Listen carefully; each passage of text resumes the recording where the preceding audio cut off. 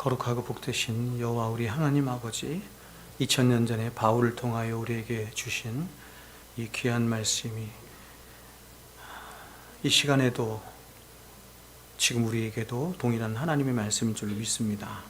이 감동된 하나님의 말씀이 성령의 조명을 통하여 우리 안에서 이 말씀이 되는 역사가 있게 하여 주시옵소서. 예수님의 이름으로 기도합니다. 아멘. 오늘은 제가 십계명 강의를 잠시 중단을 하고 제가 안식월에 들어가면서 이 말씀을 좀 준비를 좀 했습니다. 오늘 말씀은 기도죠. 기도. 사도 바울이 골로새 성도들 향해서 한 기도의 내용입니다. 그러니까 사도 바울이 성경에는 이제 굉장히 많은 기도문이 있는데 그 중에서 사도 바울의 기도문이 굉장히 많거든요. 근데 사도 바울이 에베소서에도 보면 에베소 교회를 향해서 기도하고 또 빌립보서에 보면 빌립보 교회를 향한 기도 이렇게 합니다. 고린도서에도 보면 고린도 교회를 향한 기도 이렇게 하죠. 마찬가지로 사도 바울이 지금 골로새 교회를 향해서 골로새 교인들을 향해서 이렇게 기도하는 것입니다.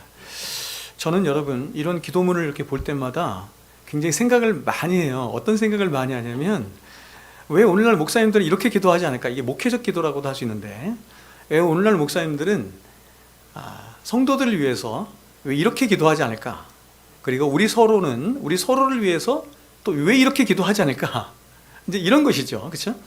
예수님께서도 우리에게 주기도문을 가르쳐 주셨고 많은 기도의 모범들이 있는데 이렇게 기도의 모범대로 거의 기도를 잘 하지 않아요.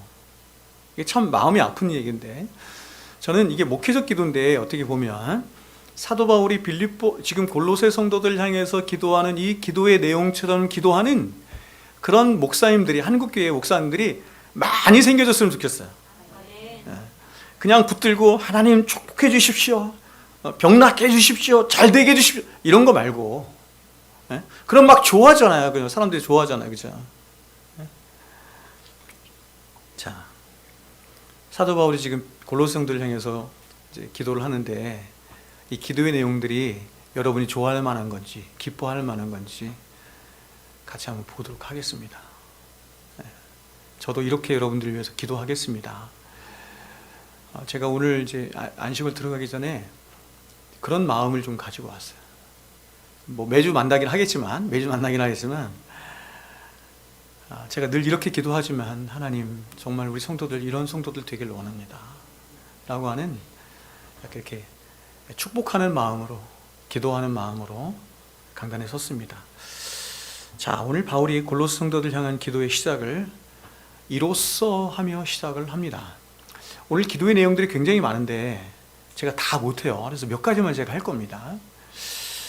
여기서 이로써라고 하는 헬라어는 디아투토인데 디아는 왜냐하면 이런 뜻이에요. 그러니까 이유 혹은 원인을 뜻하는 전치사이고 투토는 지시대명사예요.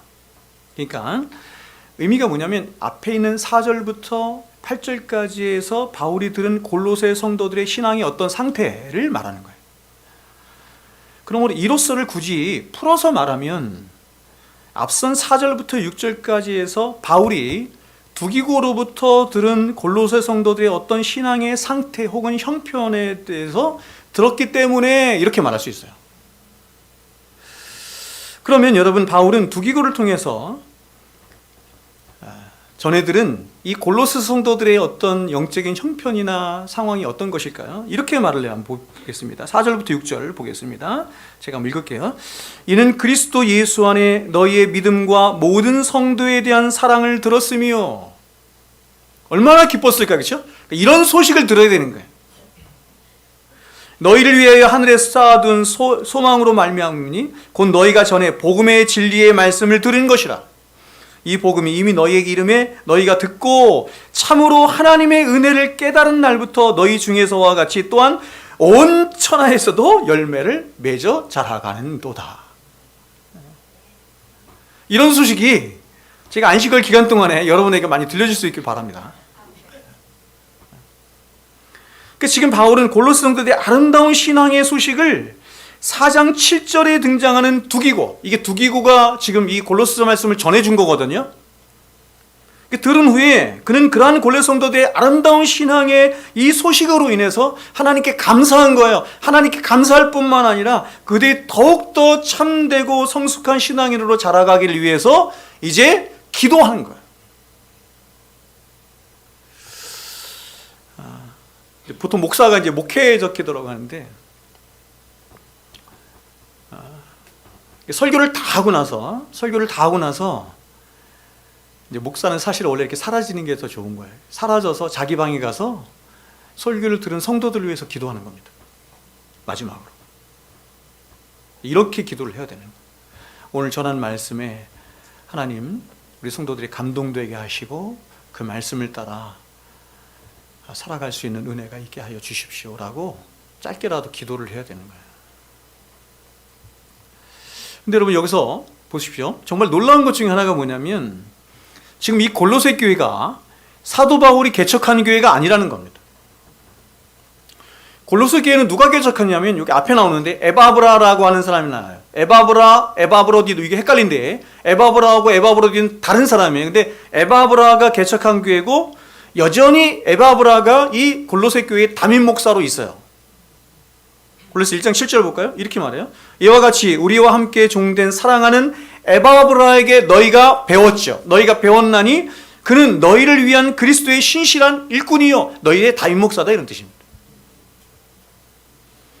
뿐만 아니라 지금 사도 바울은 어떤 상황이냐면 이게 옥중서신이잖아요. 그렇죠? 에빌 골빌 이렇게 말하죠. 옥중서신. 그러니까 지금 옥에 갇혀 있는 상태에서 지금 편지를 쓰고 있는 거예요. 놀랍지 않습니까? 근데 이렇게 골로새 교회가 자신이 개척한 교회도 아니고 또한 자신이 담임 목사도 아니고 더 나아가서 사도 바울 자신은 옥에 갇혀 있는 그런 암울한 상태에 있는데, 그런데 이런 상황에서 바울은 골로새 성도들을 위하여 기도하고 있어요. 골로새 성도들을 위한 기도를 그치지 않고 있어요. 여러분 아까 말씀드린 것처럼 이 골로새와 같은 옥중서신 에베소서, 빌립보서에서도 바울은 에베소 성도들을 위해서 그리고 골로새 성도들을 위해서 기도해요. 똑같이. 그러나 여러분 이것은 어떤 면에서 보면 굉장히 당연하죠. 그렇죠? 제가 여러분들을 위해서 기도하는 것과 마찬가지죠. 왜냐하면 담임 목사이기 때문에. 자신이 개척한 교회이고 자신이 담임하고 있는 그 교회 성도들이기 때문에 그들의 영혼을 위해서 기도하는 것은 너무나 당연합니다. 하지만 골로새 교인들, 이 골로새 교회 성도들은 바울이 한 번도 만나보지 못한 성도들이에요. 근데 바울은 그냥 두 기고를 통해서 듣기만 한 그런 골로새 성도들인데도 바울은 그들을 위한 기도를 이번 한 번만 하고 있는 것이 아니라 계속해서 9절에서 말씀하고 있는 것처럼 정기적으로 하고 있어요. 규칙적으로 계속해서 그들을 위한 이 도고의 기도를 하고 있습니다. 중재 기도라고도 하죠. 도고의 기도. 저는 저와 여러분의 기도가, 우리 사랑스러운 교회의 성도들의 기도가 이렇게 사도 바울처럼 그 기도의 반경이 넓어졌으면 좋겠습니다. 겨우 우리 자신이나 우리 가족들, 우리 교회를 위해서만 기도하는 것이 아니라 그 반경이 더 넓어져서 우리가 돕고 있는 여러 교회들, 우리 교회가 돕고 있는 많은 교회들이 있죠. 교회들을 위해서 기도하고 더 나아가서 참된 교회를 세우려고 노력하는 많은 교회들, 단체들, 그리고 이름도 없이 빛도 없이 선교지에서 복음을 전하고 있는 선교사님들을 위해서 우리가 기도를 해야 돼요. 참 예전에는 여러분 교회들이 이런 기도를 많이 했습니다. 나라와 민족을 위해서 항상 기도하면 항상 첫 번째 나라와 민족을 위해서 기도하고 선교사님들을 위해서 기도하고. 기도하지 않아요. 응? 가장 큰 문제는 뭐냐면 기도를 하지 않아요. 기도라고 하는 것 자체를 하지 않아요. 응? 새벽 예배를 하지 않는 교회 굉장히 많습니다. 새벽 예배를 하지 않는 목사도 많아요. 제가 매일 여러분에게 나와서 새벽에 나와서 기도해야 된다 이 얘기를 하는 게 아니에요. 누누이 제가 강조하고 또 강조하지만 기도하지 않는 성도는 없어요.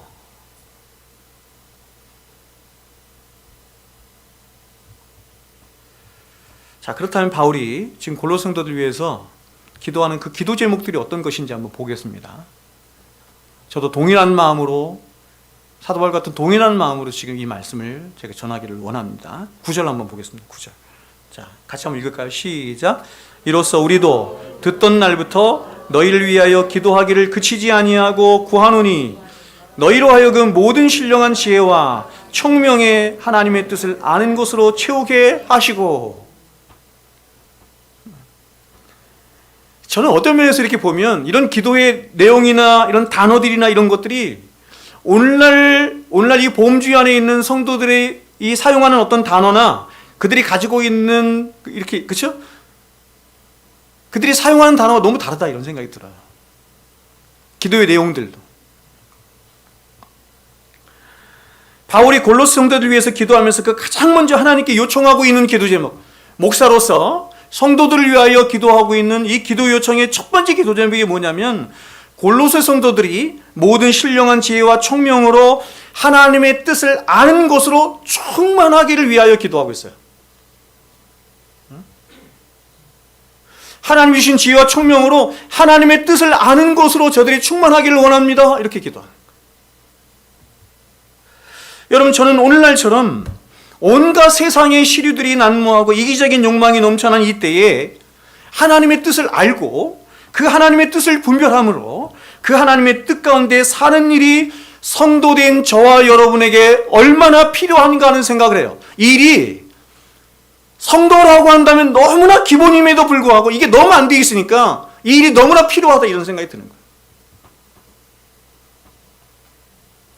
성도로 부름받은 저와 여러분에게 하나님의 뜻을 알고 하나님의 뜻을 분별하는 일과 그래서 그 하나님을 따라 하나님의 뜻을 따라 믿음으로 사는 일이 성도의 삶에 있어서 가장 절대적인 일임에도 불구하고 오늘날 너무나 많은 사람들이 하나님의 뜻을 아는 일에 먼저 계속 실패해요. 하나님의 뜻을 잘 몰라요. 더 나아가서 하나님의 뜻을 알아도 그 하나님의 뜻을 따라서 믿음으로 사는 일에 계속해서 외면하거나 혹은 냉소해.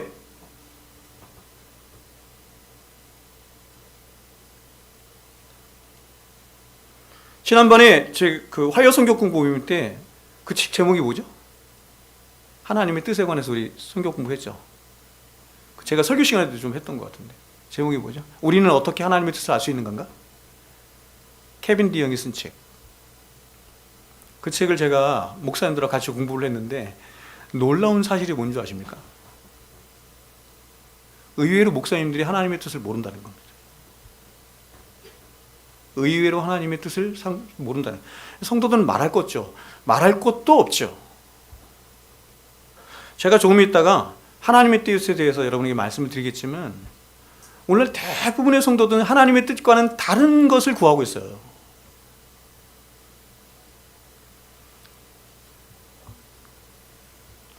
시대가 바뀌고 또 시대가 어떻게 흘러가든 상황이 어떻든 전혀 상관없이 하나님 백성으로 부르심을 받은 모든 성도들에게 있어서 자신의 삶과 행위를 결정하는 유일하고도 절대적인 기준이 뭐냐면 하나님의 뜻이 되어야 하는 거예요.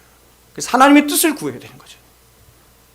하나님의 뜻을 알아야 되고 하나님의 뜻 가운데 순종하며 살아갈 수 있는 백성이 되도록 자신의 영혼을 위해서 기도해야 되는 거예요. 그 사도가 이렇게 말하죠. 로마서 12장에. 그러니까 로마서 11장부터 11장까지는 우리가 어떻게 하나님 앞에 구원을 받았나 그런 구원의 원리와 그 구원의 복됨과 영광을 쭉 얘기한 다음에 12장 1절 2절에서 특히 2절에서 이렇게 말하는 거예요. 그러므로 너희는 이 세대를 본받지 말고 오직 마음을 새롭게 함으로 변화를 받아 하나님의 선하시고 기뻐하시고 온전하신 뜻이 무엇인지 분별하도록 하라. 자, 여러분 보세요. 성경이 말씀하는 성도의 가장 1차적인 정체성이 있어요. 성도라는 말 자체가 원래 그런 거예요. 성도라는 말 자체가 구별된 자 이런 뜻이거든요. 그러니까 성도의 가장 1차적인 정체성이 뭐냐면 세상으로부터 분리해요. 성도는 세상으로부터 분리된 자고 끊임없이 세상으로부터 분리되어 가는 자예요. 바로 이 시대가 말하고 싶어하는 그리고 우리 안에 있는 죄가 말하고 싶어하는 온갖 꾀들과 가치관들과 사상과 시대적인 조류를 절대로 따라가거나 닮아가거나 쫓아가서는 안 된다. 하나님의 백성은 그런 세상으로부터 분리되는 것이다. 이런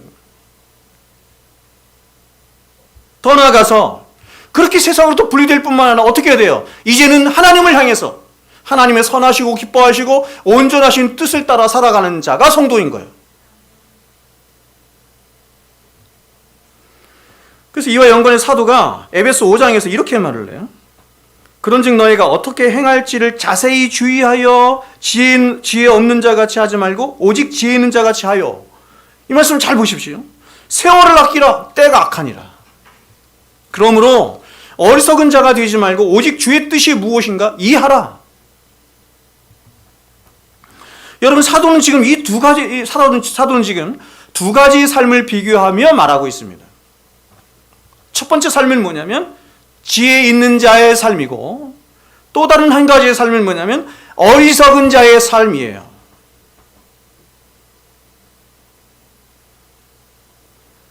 시편 1편에서는 이걸 이렇게도 말했죠. 복 있는 사람이 따로 있고 악인이 따로 있어요. 복 있는 사람을 지혜 있는 자라고 할 수 있고 악인을 어리석은 자 이렇게도 말할 수 있어요. 어리석은 자의 중요한 특징을 성경이 뭐라고 말씀하죠? 시편 14편에서 어리석은 자는 그의 마음에 이르기를 하나님이 없다 하는도다. 그렇다면 여러분 지혜 있는 자의 삶은 어떤 것입니까? 그것은 바로 이것입니다. 사도가 이렇게 하죠. 어떻게 행할지를 자세히 주의하여 사는 삶. 내가 어떻게 살아가야 하나 라고 하는 것을 자세히 주의하여 살아가는 삶. 그렇게 살아가는 사람을 지혜 있는 자 이렇게 말하는 거예요. 이러한 삶을 사도가 17절에서 뭐라고 하냐면 주의 뜻을 따라 살아가는 삶. 다시 말해서 하나님의 말씀을 따라가는 삶 이렇게 말해요.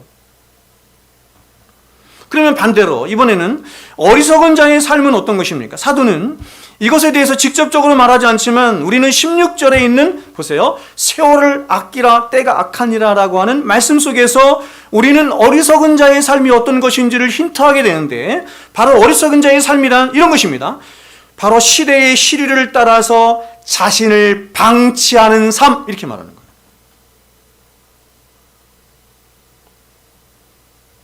세상이 말하고 싶어하고 세상이 우리를 끌고 가고 싶어하는 삶이 있어요. 그런 삶으로 나를 그냥 방치해. 똑같이 따라가. 세상 사람은 다 그렇게 하죠?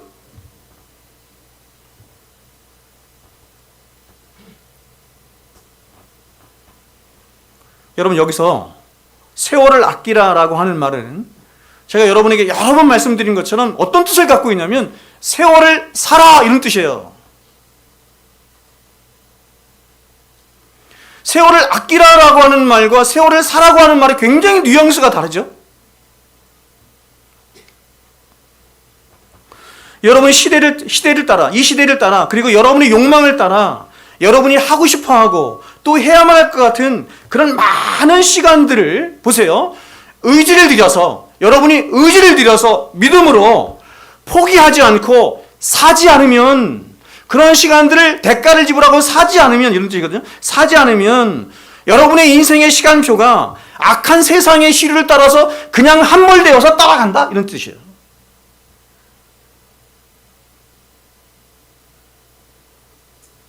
여러분 그냥 가만히 있으면 믿음으로 사라지는 게 아니에요. 대가 지불이 필요하죠.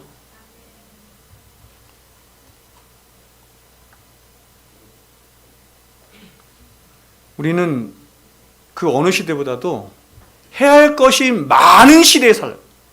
하고 싶은 것이 너무나 많은 시대에 살고 있어요. 성경은 말해요.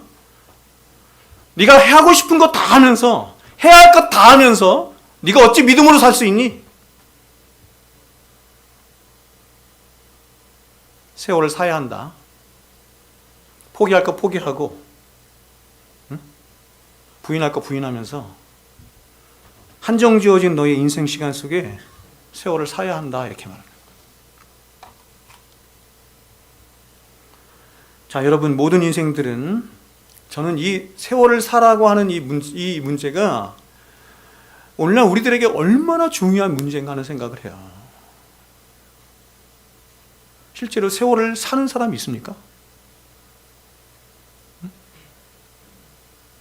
예수 믿는 사람이나 믿지 않는 사람이나 자기가 하고 싶은 일, 해야 될 일, 이런 것에 다 미쳐 살잖아요. 미친 듯이 바쁜, 케빈 디영이 말해요. 미친 듯이 바쁜 세상이 있어요.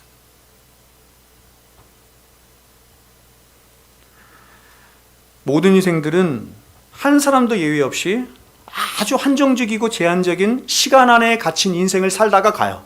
누구나 똑같이. 모세는 이 인생에 대해서 이렇게 말했죠. 사람의 연수가 70이요 강건하면 80이라도.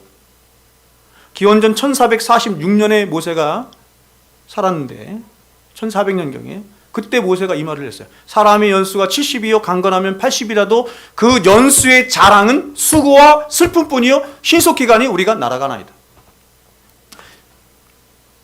인생을 아무리 살아봐야 수고와 슬픔뿐인 인생이고, 근데 그런 인생이 특징이 있는데 뭐냐면 신속히 날아간다는 거예요. 빨리 간다는 거죠.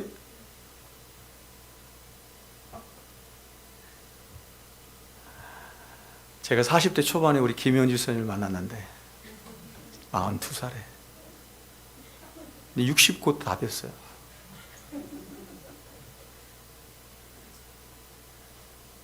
저도 이제 50대 중반을 넘어서 몇 년 있으면 60이에요.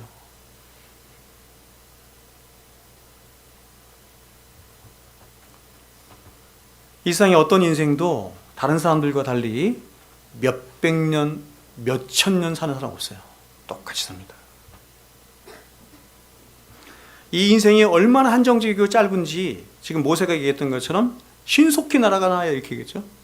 야고보 사도는 이 인생을 뭐라고 표현했냐면 안개와 같다 그랬어요. 안개. 아침에 입에서 나오는 입김이에요. 안개와 같다. 그렇게 짧아.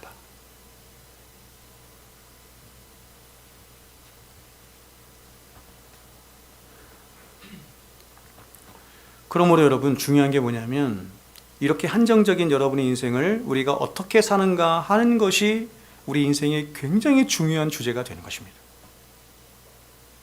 왜냐하면 성경에 의하면 이 짧은 인생을 우리가 어떻게 사느냐에 따라서 우리 인생과는 비교되지 않는 영원히 결정이 돼. 믿습니까 이거? 저는 어릴 적에는 사실 성경을 읽으면서 아멘 아멘 이렇게 왔는데 나중에 나이가 들어 성경을 정말로 제가 깊이 묵상하고 생각하면서 이게 아멘 한다는 게 참 어려운 거구나. 이게 믿어지는 게. 제가 대학 시절에 우리 과 여자애가 이렇게 제가 성경을 이렇게 보고 있으니까 성경을 딱 보더니 히브리서 9장 27절 말씀. 한 번 죽는 것은 사람에게 정하신 것이요 그 후에는 심판이 있으리니. 안 믿는 애인데 그걸 보고 무섭다 이러더라고.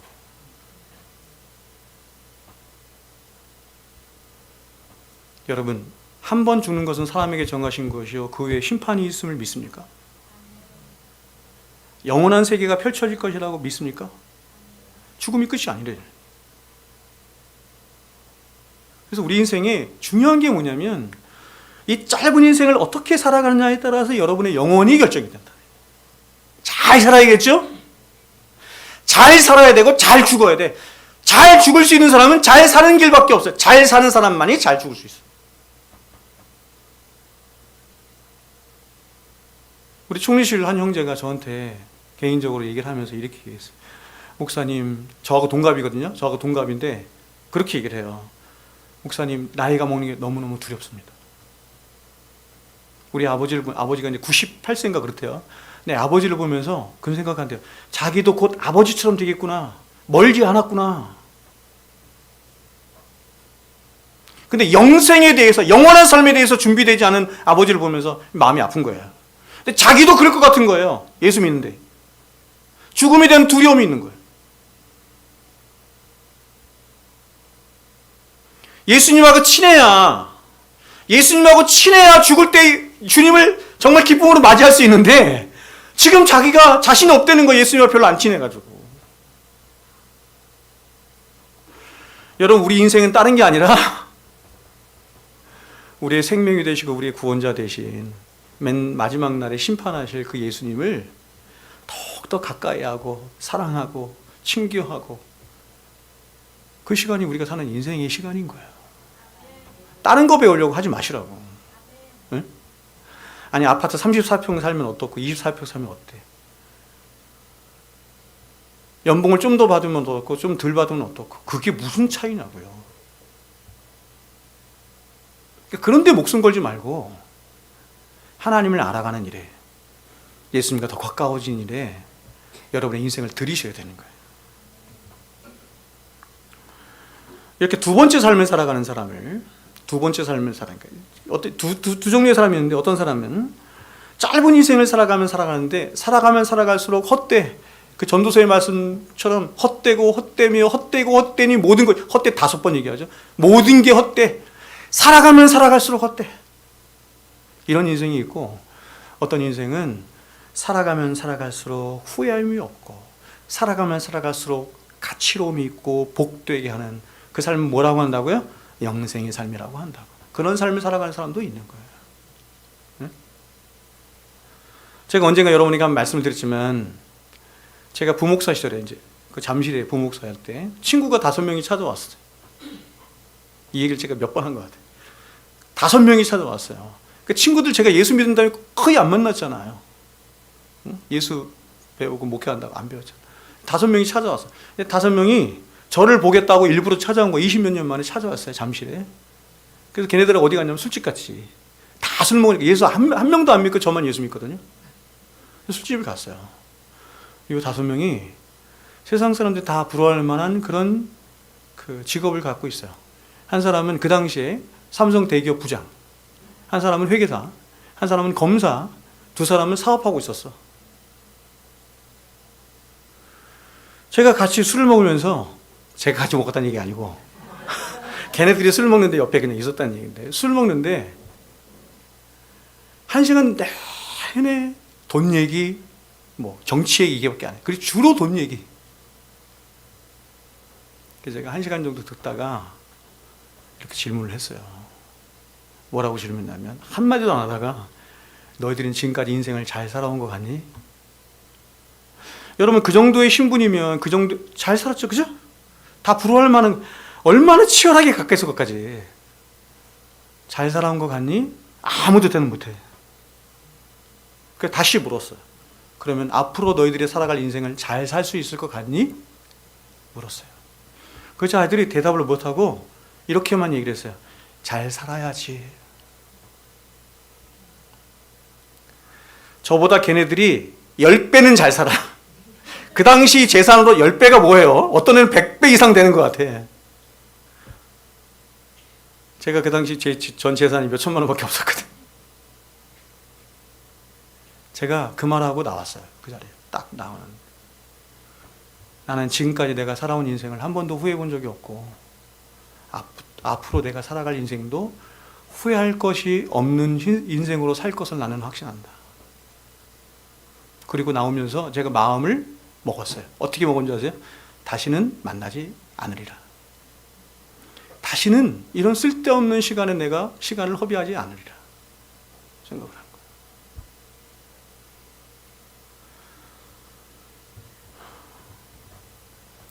여러분, 그리스도인은 세상 사람들이 다 꿈꾸고 다 원하는 것처럼 그저 좋은 대학 나와서 좋은 직장에 들어가서 내가 사랑하는 사람 만나서 아이 낳고 행복하게 잘 사는 것, 그 이상인 거예요. 그렇게 살지 말라는 얘기 아니라 그 이상이에요. 그리스도인은 그것이 전부가 아니라고 생각해요. 성도는 성경에 의하면 이 세상을 잠시 다녀가는 나그네래요. 나그네와 같습니까? 나그네의 정체성을 가진 채 이 세상을 살아가지만, 그러나 성도는 그 나그네의 삶을 세상 사람들이 말하는 나그네처럼 살아가지 않고, 나그네로 비록 살아가지만 이 세상을 가장 가치 있게 살아. 어떻게 가치 있게 살냐면 영혼에 잇된 삶을 살거든. 영혼에 잇대고 영혼을 구하며 영원한 하나님 나라의 백성으로 하나님 나라를 구하며 살아가는 자로 살거든요. 그런 사람이 그리스도인이야. 이런 사람은 두 발을 비록 세상에 붙이고 살지만 하늘에 속한 자야. 그래서 우리의 시민권은 하늘에 있는지라 사도가 얘기하는 거야. 세상 시민권자는 세상의 모든 것을 다 쏟아부어. 평생을 땀 흘리고 눈물 흘리고 노력하고 모든 게 다 세상에 다 박혀 있어. 그래서 주님이 말씀하죠. 우리의 시민권이 하늘에 있기 때문에 너희 보물을 땅에 쌓지 말래요.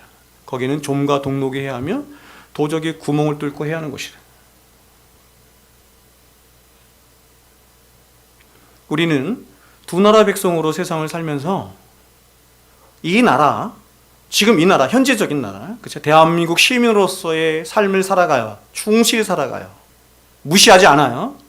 그건 분리주의자들이 얘기하는 거예요. 그렇게 하지 않지만 그러나 우리의 궁극적인 목적은 하늘에 있습니다.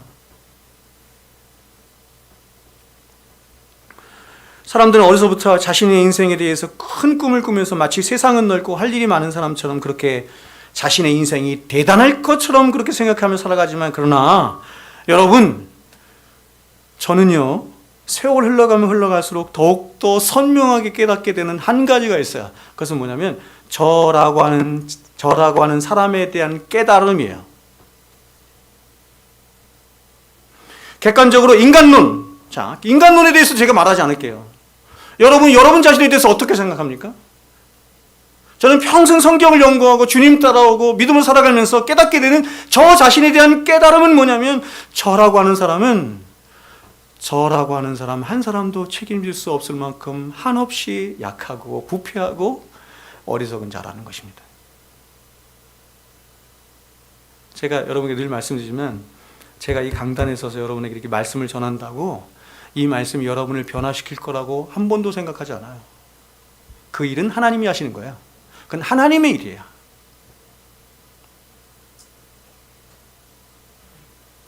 제가 그저께도 제 아내하고 둘이 길 가다가 제가 그랬어요. 참 내가 부패하고 연약하다. 세월 흘러가면 흘러갈수록 나라는 인간이, 나라는 사람이 나 자신 하나도 책임질 수 없는 존재라는 것을 내가 너무 깊이 깨닫는다. 요즘 여러분 제가 자꾸 세워봐요. 이렇게 저를 세워봐. 누구한테 세워보냐면 여러분 앞에 이렇게 세워봐. 목사로서 성도들 앞에 세워보는 거예요. 남편으로서 내 아내 앞에 세워보는 거예요. 우리 자녀들 앞에 저를 세워보는 거예요. 저희 어머니 계시죠? 어머니 앞에 저를 세워보는 거야. 자꾸 세워봐. 나는 목사로서 어떤 사람인가? 어떤 가치를 지니고 있나? 점수를 준다면 몇 점인가? 다 낙제점이에요.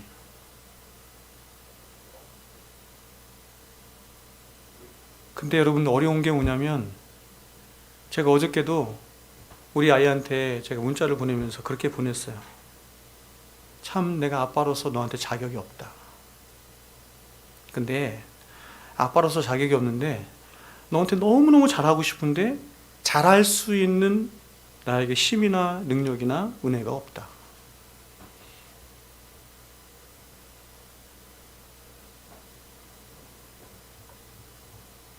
저는 여러분, 저같이 미련하고 부패하고 연약한 자가 절대로 주의 일을 할 수 있을 것이라고 생각하지 않아요. 사람을 변화시킬 수 있다거나 아니면 어떤 선한 일에 보탬이 될 것이라고 생각하지 않아요. 그죠? 그래서 여러분 일주일에도 몇 번씩 확인하죠. 제 소명에 대해서 또 확인하고 또 확인하지만 그때마다 하나님께서 저를 세워주실 때 생각하는 거야. 그저 저같이 미련하고 악하고 부패한 자를 써주시는 것 자체가 그냥 감사할 따름이에요. 그래서 저는 이런 저 자신을 너무나 선명하게 알고 깨달았기 때문에 저는 절대로 제 안에 있는 생각이나 욕망이나 이걸 따라 살아가는 것을 기뻐하지 않아요. 성경은 우리들에게 이렇게 말을 해요.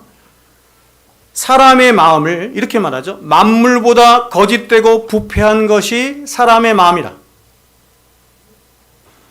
존재의 자소라고 할 수 있는 존재예요. 그냥 그 존재. 우리의 존재를 움직이게 하는 사람의 마음을 성경이 뭐라면 만물보다 부패한 것이래요. 거짓되고 부패한 것.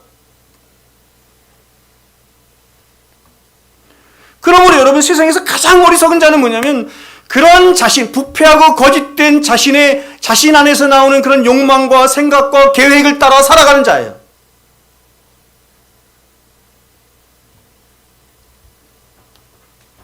그러한 자에게는 하나님의 심판밖에 없어요. 그래서 성경이 우리들에게 우리의 이러한 마음에 회개가 필요하다 이렇게 말하는 거야. 자, 회개하라. 뭐가 회개예요? 마음이 회개하죠? 이런 마음에 회개가 필요하다. 돌이켜야 된다. 원래 너희의 마음은 계속해서 죄를 향해서, 세상을 향해서 그렇게 나가는 거라는 거야. 근데 그렇게 나가면, 그렇게 부패하고 어리석은 너희 마음대로 나가면 결국 심판밖에 없다는 거예요. 그래서 하나님께서 돌이키라 이러는 거죠. 돌이키라. 어디로 돌이켜야 돼요? 하나님께로 돌이켜야지. 모든 좋은 것과 아름다운 것과 선한 것이 있는 세상의 모든 좋은 것은 하나님께로부터 오죠. 그 하나님께로 돌이키는 거야. 그걸 구원이라고 그래.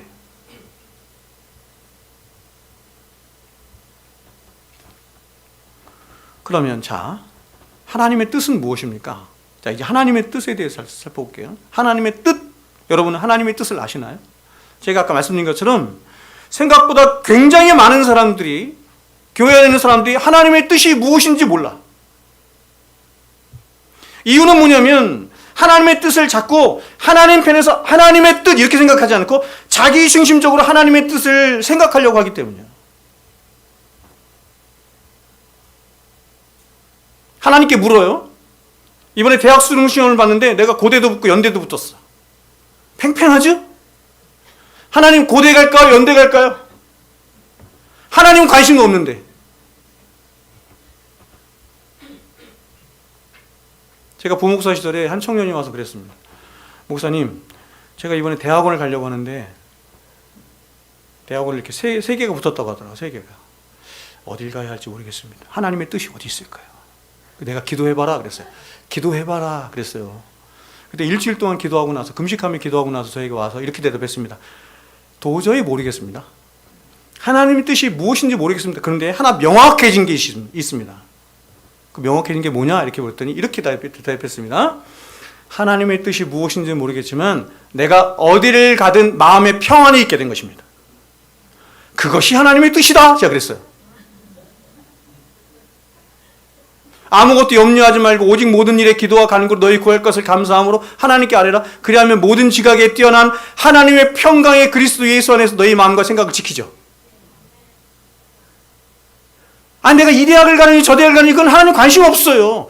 하나님의 관심은 다른 거예요. 하나님의 관심은 내가 이 대학을 가든 저 대학을 가든 이 직장을 가든 저 직장을 가든 거기서 하나님의 백성답게 사는 거예요. 그래서 여러분, 하나님의 뜻을 두 가지로 말할 수 있는 거예요. 첫 번째는 뭐냐면 하나님의 객관적인 뜻, 이렇게 말해요. 하나님의 객관적인 뜻.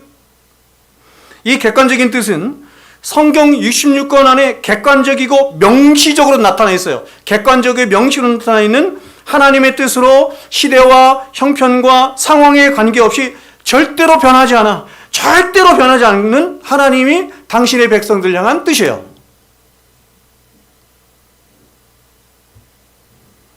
여러분, 우리는 이러한 하나님의 뜻을 다른 말로 뭐라고 불러? 상황과 형편과 시대에 상관없이 항상 변하지 않는 그걸 뭐라고 불러? 진리, 그렇죠. 그걸 진리라고 하는 거야. 하나님이 당신의 백성들에게 하나님의 뜻을 말씀하셨는데, 객관적인 뜻을 말씀하셨는데, 먼저 뭐로 말씀하셨냐면 진리로 말씀하신 거예요. 이게 객관적인 토대야. 두 번째 하나님의 뜻은 이제는 이것입니다. 이 객관적인 진리가 토대가 되는 거예요. 이 객관적인 진리가 토대가 돼서 저와 여러분의 삶에 구체적으로 적용되어지는 어떤 개별적이고 주관적인 하나님의 뜻.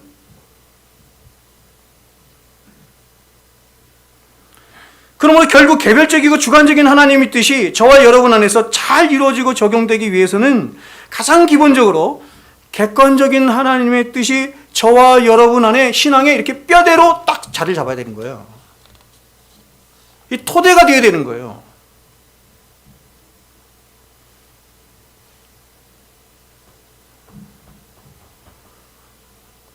예전에 어떤 목사님이, 김남주 목사님이 그 얘기를 말씀하시대. 어떤 청년이 찾아와서, 청년이라고 그랬나? 목사님, 제가 선교를 가야 할지 말아야 될지 모르겠습니다. 아무리 기도를 해도 잘 모르겠습니다. 그래서 제가 목사님 말씀하셨대요. 뜻이 분명하니 가라. 하나님 뜻이 분명하니 가라. 성경이 하나님 가라고 말씀하죠. 그게 토대예요. 이 토대 위에서 개인적인 적용이 되는 거예요. 그러면 자, 결코 변하지 않는, 그리고 변할 수도 없는 객관적인 하나님의 뜻에는 어떤 것들이 있는지 한번 보겠습니다. 가장 먼저 당신의 백성된 저와 여러분을 향한 하나님의 객관적인 뜻은 이것입니다. 저와 여러분이 거룩한 백성이 되는 거예요. 거룩이라고 하는 말은 1차적으로 우리를 세상으로부터 분리시켰다. 구원이죠? 그걸 거룩이라고 그래요. 더 나아가서 내가 거룩하니 너희도 거룩할지어다. 그렇죠? 명령하시죠? 애굽에서 꺼집어낸 이스라엘 백성을 향해서 말씀하는 거예요. 내가 거룩하니 너희도 거룩해. 2차 거룩을 말씀하는 거죠. 성화구원을 말하는 거예요. 그래서 데살로니가서 4장 3절에서도 이 말씀을 그대로 받아서 이렇게 말하는 거예요. 하나님의 뜻은 이것이니 너희의 거룩함이라. 이 거룩에 대해서 제가 조금 이따 다시 말씀을 드리고, 두 번째로 저와 여러분을 향하신 하나님의 객관적인 뜻은 바로 항상 기뻐하고 쉬지 말고 기도하고 범사에 감사하는 자가 되는 거예요. 그러니까 우리가 기뻐하지 않고 기도하지 않고 감사하지 않는다는 것은 뭐냐면 하나님의 뜻에 반하는 거죠. 역행하는 거죠.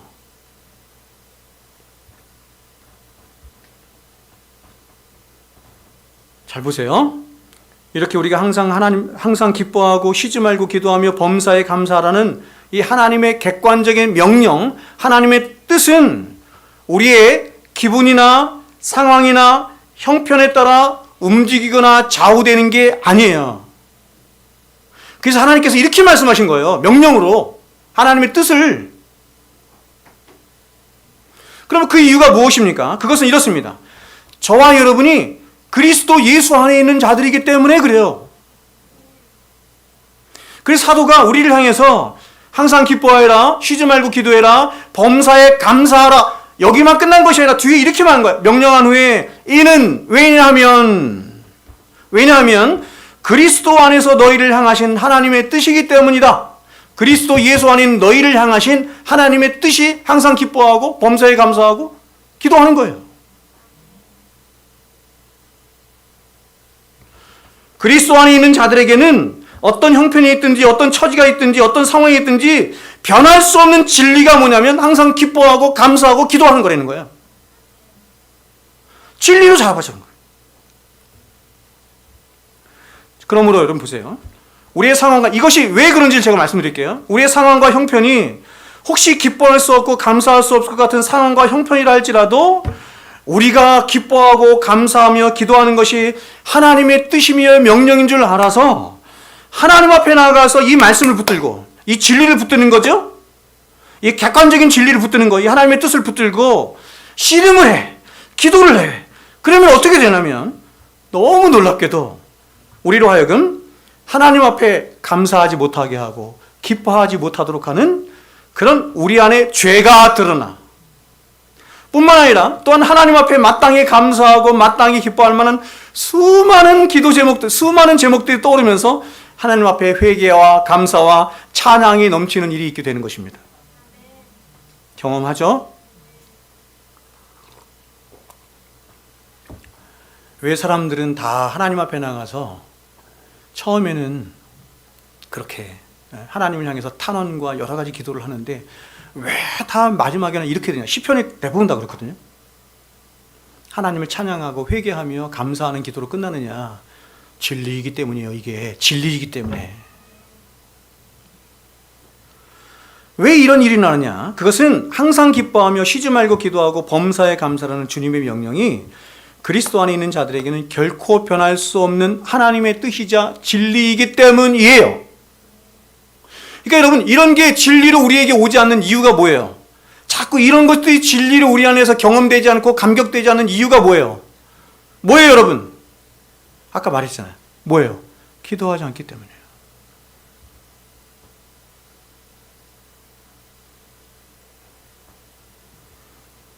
우리가 기도하면 그리스도 예수 안에서 우리의 마음과 생각을 하나님이 지배하시거든요. 하나님이 지배하실 때 비로소 우리는 항상 기뻐하고 쉬지 말고 기도하고 범사에 감사하라는 이 말씀이 진리일 수밖에 없구나라고 탄성이 나오는 거야.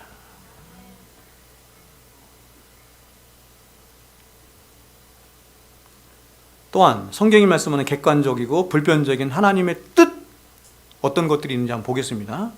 자, 지금부터 제가 8가지를 말씀드리는데 더 많아요. 굉장히 많습니다. 굉장히 많은데 이 모든 것들을 통합해서 하나로 말할 수 있는 단어가 뭔지를 한번 생각해 보세요. 첫 번째, 하나님의 뜻은 저와 여러분이 성령 충만한 것입니다. 아멘이시죠? 아멘 하세요. 이제부터. 저와 여러분이 순결한 삶을 살아가는 것이 하나님의 뜻입니다. 세 번째, 그리스도의 남은 고난에 저와 여러분이 동참하는 것도 하나님의 뜻이에요. 하나님이 골로새 뭐라 하냐면 그리스도의 남은 고난을 교회에 남겨두셨다 이렇게 말을 해요. 예수님이 자신이 십자가를 지실 때가 온 것을 보고 예수님께서 뭐라고 말씀하셨죠? 내가 영광을 얻을 때가 왔다. 그걸 영광이래. 근데 그 영광을 누구에게 주셨냐면 교회에도 주셨다는 거예요. 그래서 교회가 그리스도의 남은 고난을 통하여 하나님의 영광을 보게 된다. 믿습니까? 고난을 다르게 이해하셔야 되는 거예요. 하나님의 나라와 의를 구하는 것도 하나님의 뜻입니다. 가난한 자와 소외된 이웃들을 돌아보는 것도 하나님의 뜻입니다. 믿음으로 사는 것도 하나님의 뜻이고 좁은 길로 나아가는 것도 하나님의 뜻이고 위로 하나님을 사랑하고 옆으로 이웃을 사랑하며 살아가는 것도 하나님의 뜻입니다. 맞죠? 그러면 이 8가지 모든 항목들을 하나로 연결할 수 있는 말이 뭐예요? 하나님의 뜻은 사랑이에요? 좋습니다. 사랑 좋습니다. 제가 원하는 답은 아니고 앞에서 제가 먼저 말했어요. 그걸 거룩한 삶이라고 말하는 거예요. 그게 거룩한 삶. 응? 성령 충만한 삶이 세상과는 구별된 거룩한 삶이고 순결한 삶을 사는 것이 그러니까 여러분 성령 충만한 삶, 순결한 삶, 그리스도의 남은 고난에 동참하는 삶, 하나님의 나라와 의를 구하는 이런 삶은 세상에 있어요, 없어요? 없어요. 그런 세상으로부터 구별돼서 하나님의 선하시고 기뻐하시고 온전하신 뜻 이거거든요. 다 8가지. 사도는 이렇게 골로새 성도들을 위하여 기도할 때에 가장 먼저 하나님의 뜻을 분별하는 자들이 되기를 위하여 기도하고 있는 것입니다. 그러나 여러분 이렇게 하나님의 뜻을 분별하는 일이 가장 1차적인 일이지만 그러나 그것 자체가 목적은 아닙니다. 사도는 성도된 저와 여러분이 하나님의 뜻을 분별해야 하는 진짜 목표를 다음 구절에서 이렇게 말해요. 10절 보겠습니다. 10절 같이 읽겠습니다. 시작. 주께 합당하게 행하여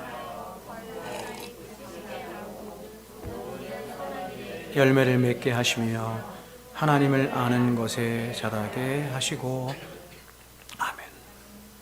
하나님의 뜻을 분별하며 하나님의 뜻을 따라 삶을 살아가야 하는 중요한 목적이 사도가 지금 몇 가지로 얘기하는데 첫 번째가 뭐냐면 이렇게 말해요. 주께 합당하게 행하여 범사에 그분을 기쁘시게 하기 위함이다. 여러분 이걸 이렇게 풀어서 말씀할 수 있죠. 왜 하나님이 저와 여러분을 세상으로부터 구별하셨습니까? 왜 하나님이 세상으로부터 구별하셔서 저와 여러분을 구원하셨습니까? 하나님 백성 되게 하셨습니까? 이유가 하나죠. 하나님을 기쁘시게 하기 위함이다.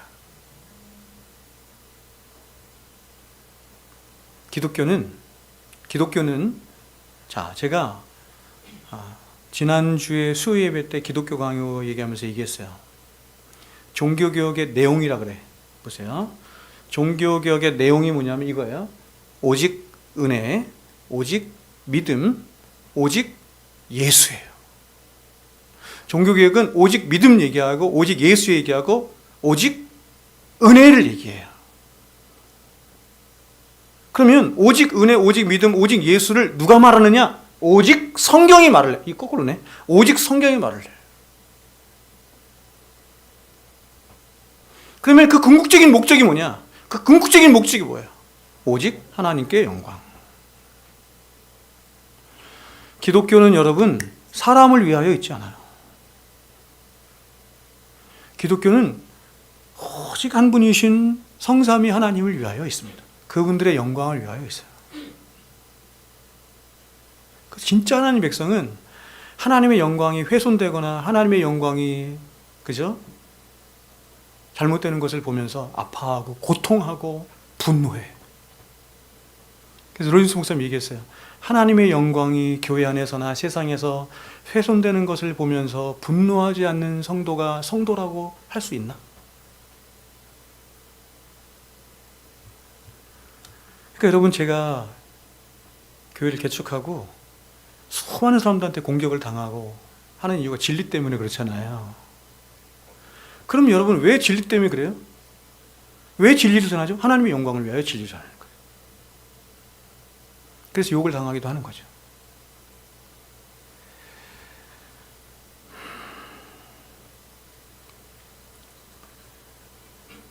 여러분, 하나님의 뜻을 분별하며 그 하나님의 뜻을 따라 삶을 살아가는 가장 중요한 목적은 하나님을 기쁘시게 하기 위함이 있습니다.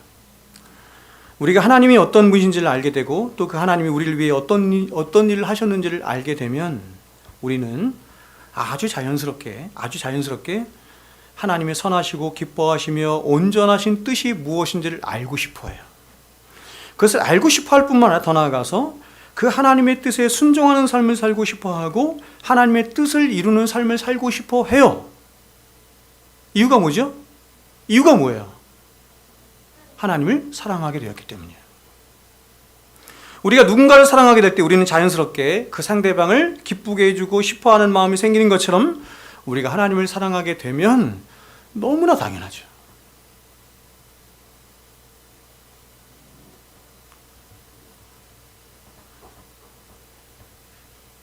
저는 대학 시절에 예수님을 정말 열심히 배웠습니다. 대학 4년 동안 MT 한 번 갔어요. 하도 애들이 난리를 쳐가지고 한 번 가요. MT라는 걸 한 번 가고 다른 걸 한 번도 가본 적이 없고 4년 내내 뭐만 했냐면 예수만 배웠어. 그러니까 저는 대학 생활에 낭만 이런 거 없어. 뭐 미팅도 하고 뭐 이런 거 하잖아요. 그런 거 한 번도 안 해본 적도 없고 예수만 배웠어. 4년 동안 내내 열심히 예수 배웠습니다. 그것도 집에서 완전히 나와서 형제들과 함께 아파트 생활을 함께 하면서 얼마나 열심히 주님을 배웠는지 모릅니다. 수업 듣는 시간 외에는 계속 전도하고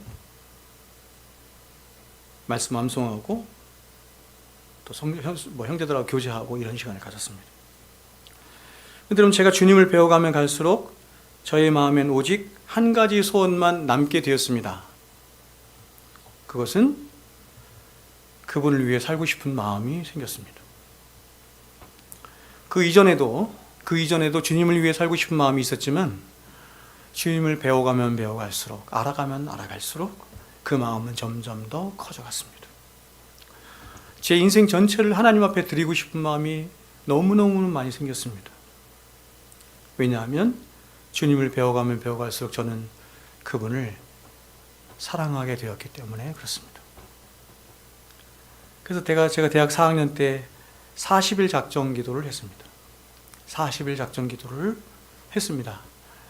제가 있는 선교단체에서는 목사나 이런 거 못하게 했기 때문에 그냥 취직을 하든지 뭘 하든지 해서 그렇게 함께 팀과 함께 사람들을 섬기고 이렇게 하기를 원했는데 너무나 하나님이 저에게 굉장히 폭풍처럼 그렇게 말씀하시고 하셨기 때문에 제가 너무너무 괴로웠습니다. 너무 괴로워서 하나님 앞에 40일 동안 작정 기도를 했습니다. 매일 새벽마다 하나님 앞에 나가서 1시간씩 기도하며 하나님 앞에 물었습니다. 사랑하는 나의 주님,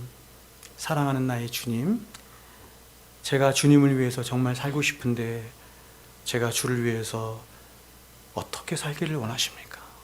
라고 물었어요. 저는 그때 주님이 그런 저의 기도를 정말 기뻐하시는 것을 내가 느꼈습니다. 그 40일 작전 기도가 끝나고 너무 놀랍게 40일 작전 기도가 끝나자마자 너무 놀랍게 하나님의 강권적인 역사가 막 시작이 됐는데 너무너무 휘몰아치는 역사가 시작이 됐는데 저는 내비게이터를 너무나 사랑했기 때문에 선교단체를 너무너무 사랑했기 때문에 거길 나오고 싶은 마음 하나도 없었지만 거의 강제적으로 하나님이 저를 나오게 하셔서 2년 반 동안 광야에서 살게 하시고 산에서 살게 하시고 저를 띠띠우셔서 제가 원하는 곳이 아니라 주님이 원하시는 곳으로 이곳 저곳으로 데려가셨어요. 그런데 그렇게 그분이 띠띠우시고 데려가시는 저의 삶 속에 많은 눈물도 있었고, 많은 아픔과 고생과 답답함과 억울함과 이 많은 일들이 있었지만, 그러한 삶 속에 하나님이 주시는 진짜 위로가 있었고, 기쁨이 있었고, 돌보심이 있었고, 만족이 있었고, 무엇보다도 저는 그러한 삶 속에서 크신 하나님의 영광을 보는 일이 있었습니다. 누구도 보지 못하고 누구도 깨닫지 못한, 정말 제가 여러분에게 늘 말씀드리지만 하나님이 저를 사랑하시는데 어떻게 사랑하시냐면 개별적으로, 특별하게, 인격적으로 사랑해 주셨어요. 여러분, 저는 여전히 너무나 부족하고 자격 없는 자이지만 저는 지금도 하루 중에 여러 번 주님을 생각하면서 다시 그분께 여쭈면서 다짐합니다. 나의 사랑하는 주님. 제가 우리 주님을 가장 많이 부르는 두 가지가, 하나는 뭐냐면 주님입니다. 주님, 나의 주님. 또 하나는 아버지입니다. 아버지, 내 아버지시죠. 나의 사랑하는 주님, 저는 정말 주님을 위해서 살고 싶습니다. 저를 통해서 주님이 영광 받으시면 너무너무 좋겠습니다. 그런데 주님, 저는 너무나 한없이 연약할 뿐이고 부패할 뿐입니다. 저는 성실하지도 않고 너무 부패할 뿐이고 믿음도 없고, 그러니 저를 도와주십시오 라고 기도해요.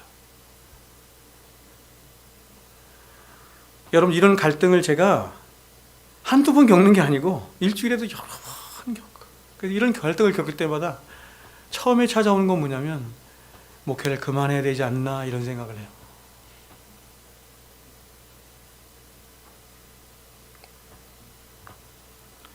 하나님의 뜻을 생각하고 하나님의 영광을 생각하면 그 하나님의 영광 앞에 저는 너무나 초라해지고 볼품없고 아무 자격 없는 저 자신을 너무나 보게 되기 때문에. 그래서 하나님이 또 세워주시면, 또 하나님이 세워주시면 그냥 세워주시는 것 자체로, 사용하시는 것 자체로 그저 환공하고 감사할 따름인 것입니다. 여러분, 저와 여러분이 주님의 뜻을 따라 주님께서 먼저 가신 길을 따라가는 것은 때로 많은 고난과 아픔과 눈물이 있을 수 있습니다. 또 자기 부인이 있지 않고는 절대로 갈 수 없고, 또 누구도 알아주지 않는 길이기에 많은 외로움과 고독이 함께하는 길이기도 합니다. 진리를 따라가는, 진리를 추구하고 진리를 전하고 진리를 따라가는 목사의 길에 목사가 외롭지 않다라고 한다면 그 사람은 진리를 따라가는 사람이 아니에요. 성도가 아무리 많아도, 자신을 아무리 격려하고 사랑해 주는 사람이 아무리 많아도 정말 진리를 쫓아가는 목사에게 있어서 갖는 중요한 특징이 뭐냐면 고독입니다. 고독. 저도 많이 경험했습니다. 제가 1부 때도 잠깐 얘기했지만 제가 오랫동안 관계하며 지냈던 서울의 하늘영광교회 박수진영 목사님 계세요. 근데 그 목사님, 제가 이렇게 한번 물었습니다. 목사님, 참 목사님 좋으시겠습니다. 제 개인적으로 얘기했어요. 저렇게 하나님 사랑하고 진리를 사랑하는 성도들, 많은 성도들과 함께 주의 일을 이뤄가는 그 선봉에 목사님이 계시니 얼마나 좋겠습니까? 이렇게 묻자 그 목사님 저에게 이렇게 말했습니다. 알지도 못하는 말 하지 마라 이러더라고요. 누가 봐도 너무 행복할 것 같은 목사님이신데 이렇게 말씀하셨습니다. 너무너무 외롭고 고독할 때가 많습니다. 제 안에 있는 이 진리를 나눌 수 없고 진리를 함께 할 수 없는 그런 거에 부딪힌다는 거예요. 그럴 때 너무 고독하고 마음이 어려울 때가 많습니다. 저 충분히 이해해요. 그래서 여러분, 목사는 하나님이 위로해 주시고 하나님이 함께 하지 않으면 갈 수 없어요. 사람들의 어떤 위로나 격려나 이런 게 아니에요. 여러분도 그러시겠지만 사도는, 오늘은 제가 이 말씀만 제가 전하고 마치겠습니다. 사도가 지금 골로새 성도를 향해서 기도하는 기도 제목이 굉장히 많은데 나머지 것들은 제가 나중에 나누겠습니다. 시간이 너무 많이 가서 자 보세요. 사도가 이러한 성도가 살아내야 할 삶을 이렇게 말을 했어요. 제가 너무 좋아하는 말씀인데 고린도후서 6장 8절부터 10절 말씀입니다. 그는 이렇게 말합니다. 영광과 욕됨으로 그러하였으며, 자신이 사도로 혹은 목사로 혹은 선교사로 혹은 그냥 한 사람이 신자로 살아가는데 어떤 일이 있냐면 이런 일이 있다는 거야. 영광도 있고 욕됨도 있다, 이런 얘기예요. 악한 이름과 아름다운 이름으로 그래 했느니라. 사랑의 사도죠. 자신의 모든 것을 다 내어주는 그런 사랑의 사도인데 그 사도가 사람들에게 악한 이름으로도 불린대요. 아름다운 이름으로도 불리기도 하는데 악한 이름으로도 불린다는 거예요. 제가 여러분에게 여러 번 말씀드렸지만 저기 로마에 있는 누굽니까? 누구죠? 로마에 있는 대장 교황 성하래. 그 사람들 교황 성하, 하나님한테 붙이는 이름을 붙여요. 교황은 누구라도 존경하죠? 누구라도 사랑하죠? 왜 그렇습니까, 여러분? 교황은 왜 누구라도 좋아하고 누구라도 사랑해요? 인본주의의 끝판이기 때문이에요. 그는 진리를 말하지 않아요. 진리를 전하는 예수님은 온 세상이 연합해서 그 예수님을 못 박아 죽였던 것처럼 그 예수님을 따라가서 그 진리를 전하는 모든 주의 종들에게는 고난과 핍박과 고독한 삶이 있었어요. 그래서 악한 이름으로도 불려, 아름다운 이름으로도 불리죠. 이렇게 진리를 전하고 나면 여러분 중에서 저에게 찾아와서 이럴 거 아니에요. 목사님, 오늘 말씀에 은혜를 많이 받았습니다. 아름다운 이름으로도 불리는 거예요. 그러면서 말합니다. 이렇게 말해요. 우리를, 그리스도를 따라가는 우리를 이렇게 말해요. 속이는 자 같으나 참되고 무명한 자 같으나 유명한 자요, 죽은 자 같으나 보라 우리가 살아있고, 징계를 받는 자 같으나 죽임을 당하지 아니하고, 근심하는 자 같으나 항상 기뻐하고, 가난한 자 같으나 많은 사람을 부유하게 하고, 아무것도 없는 자 같으나 모든 것을 가진 자로다. 여러분, 세상 사람들이 살기를 원하는 한 가지 삶은 다 그거잖아요. 영광스러운 삶이잖아요. 복된 삶이잖아요. 행복한 삶이잖아요. 유명한 삶이고 존경받는 삶이고 자기 이름 높여지는 삶이고 기쁨으로 가득한 삶이고 부자로 사는 삶이고 다 이거잖아요. 하지만 여러분, 저와 여러분이 예수님을 열심히 따라가면, 정말 예수님을 열심히 따라가면 세상 사람들이 우리를 볼 때 그렇게 보지 않고 세상 사람들에게 보여지는 저와 여러분의 삶은 이와는 정반대의 삶으로 보여진다는 거죠. 어떻게 보여져요? 주님 때문에 욕을 당하기도 하네요. 악한 이름으로 불려지기도 하네요. 속이는 자 같아 보여요.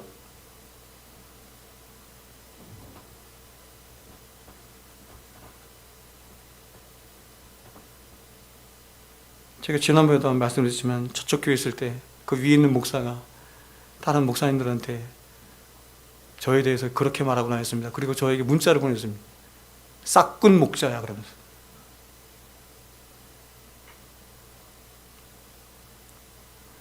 속이는 자 같아 보여요. 무명한 자 같아 보여요. 이름도 없이 빛도 없이 살아요. 그러니까 너무 목사가 유명해지는 것은 위험한 거예요.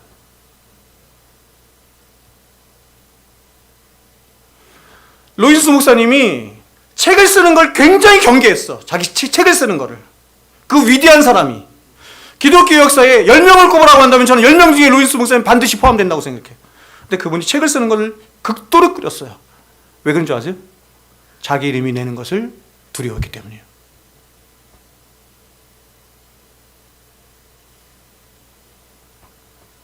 그래서 무명한 자 같아 보여. 근심하는 자 같아 보여. 가난한 자 같아 보여. 그래서 아무것도 없는 자 같아 보여. 실패 없는 자 같아. 그런데 여러분, 이런 그리스도의 삶에 대해서 주님이 뭐라고 평가하는지 보십시오. 주님은 이렇게 말해요. 그러나 내가 너의 삶이 참된 삶이고 유명한 삶이며 진정 살아있는 삶이고 많은 사람을 부욕해 할 수 있는, 그래서 모든 것을 가진 자의 삶이다, 이렇게 말씀하는 것입니다. 자, 말씀을 맺겠습니다. 나머지는 제가 나중에 보십시오.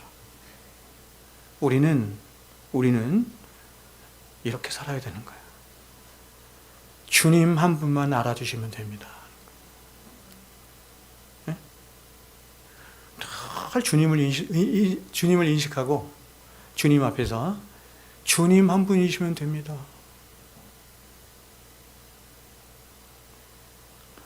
어떤 선교사님이 이런 고백을 하는 걸 제가 들었어요. 어떤 선교사님이 수십 년 저 오지에서 이름도 없이 빚도 없이 그렇게 복음을 전하고 주님을 섬기다가 이제 나이가 다 들어서 이제 은퇴를 하고 우리나라에 귀국을 했대요. 귀국하는데 그 귀국하는 날이 마침 어떤 다른 나라 어떤 이렇게 그 무슨 뭐 장관인가 누군가가 이렇게 온 그런 게 공항에서 같이 온 거죠. 근데 많은 사람들이 그 사람을 환영하고 막 그냥 퍼레이드를 벌이고 막 이런. 자기는 배옥난 사람도 하는 사람도 없이 너무처럼 수십 년을 그렇게 주를 위해서 살았는데 자신을 알아주는 사람이 한 명도 없는 거야.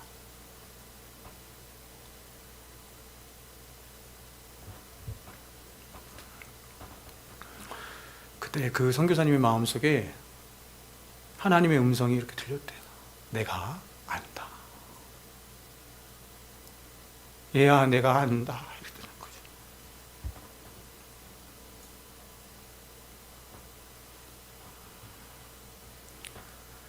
주님 한 분이면 만족하고, 주님 한 분만으로 만족하고, 주님만 알아주시면 됩니다 라고 하는 마음으로 살아가시는 저와 여러분이 되었으면 좋겠습니다. 기도하겠습니다.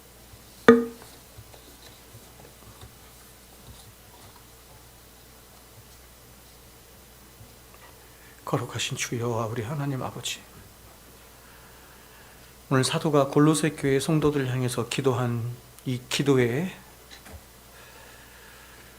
기도 제목들이 오늘을 살아가는 우리 사랑샘교회 모든 성도들의 삶에도 그대로 이루어질 수 있도록 도와주시옵소서. 부족한 자가 저들을 위하여 기도하오니 주님 그렇게 되게 하여 주십시오. 주님을 가장 닮은 자들 되게 하여 주시고, 주님을 가장 사랑하는 자들 되게 하여 주시고, 이 세상에 아무 소망이 없는 자가 아닌 세상에 하나님 천국 소망을 가지고 살아가는 자가 되게 하여 주시옵소서. 믿음으로 살아가는 자들 되게 하여 주시고, 성령 충만한 자들 되게 하여 주시옵소서. 이제는 우리 구주 예수 그리스도의 크신 은혜와 하나님 아버지의 만극하신 사랑하심과 성령님의 교통 충만하심의 역사가 이제로부터 영원토록 우리와 항상 함께 있을지어다. 아멘.